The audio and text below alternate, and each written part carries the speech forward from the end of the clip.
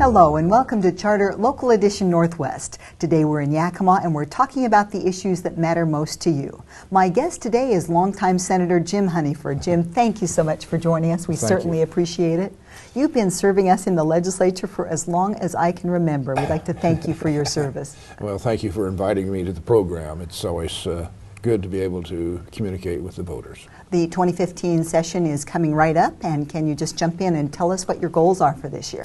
Well, my goals are really would be to get out on time, and I think that's probably next to impossible. That would be 105 days. My guess is it'll be June 30. Secondly, I would like to have us live within the revenue we're receiving. We're receiving about $3 billion more in revenue than the previous biennium. With the various issues that are before us, the McCleary decision, that's probably going to be $1.5 to $2 billion. The class size initiative is another wild card that's in the mix for funding. My suspicion is that that will be suspended. We have transportation issues that require dollars, and so there's always a lot of demand for dollars, and the resources are limited, but my hope would be we'd get out with very few revenue enhancements. Well, you touched on the McCleary decision. For the viewers that aren't familiar with that, would you please explain what that is and what it means for those working in the legislature this year? Yes, the McCleary decision was a decision by the Supreme Court that the state was not fully funding education, and this year they didn't feel that the legislature made enough progress, and so they held the legislature in contempt. And I thought that was very interesting. To me, it raises a constitutional issue of separation of powers. Mm-hmm. But they put themselves, I thought, in a box in their first decision, and so that's the only choice they had to do, but they suspended any enforcement of that contempt order until after this session is over. So I know that we'll be working. I'm guessing it's $1.5 billion to $2 billion, so we're going to have to find to fund that decision.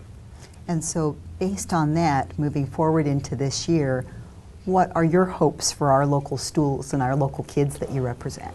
Well, my hope is that we improve education for our students. That's the underlying principle, I believe, of public education, is to educate a good populace. And we need to have students that are prepared for college. We need to have students that are prepared for jobs. We have institutions like Perry Tech here that does a fantastic job with vocational skills. We need all kinds of good workers ready and willing to go to work, or ready and willing to succeed in college. And you're always a big proponent of agriculture. You work to protect the waterways for all of us. You work to help promote irrigation for agriculture. What do you hope to accomplish this year? Well, thank you. That's a situation I've been working on, is water legislation. I started last year, or this session, with a bill. The House didn't really like it very well, and they did make changes to it, and so we let the bill die, but they came back and we have been working together. It's a piece of legislation that will fund water supply primarily for the Yakima Basin and Columbia Basin. It'll do stormwater primarily for the cities, flood control primarily for Chehalis and Skagit basins and other areas that have flood problems. We're targeting about $3 billion for that, and so we would like to do that with cash, and so we don't have to go into bonded debt. So that means we need to have about $200 million a year in revenue, and our problem is finding the revenue source to fund that. But from your family budget all the way up to the federal government. Right. Always the rub. Yep. And so we were in competition with the McCleary decision. We're in competition with transportation, and so we have to. We would like to get that out early so that we have a package on the table, and hopefully it would proceed and go to the governor. Well, I wish you the best of luck with this upcoming session. It should be one of the more interesting of your career, big issues and big money on the table. Yes, it will be very, very interesting. Well, thank you for joining us. We appreciate you bringing us up to speed on these issues, and we thank you for watching. I'm Dana Cowley, and this is Charter Local Edition Northwest.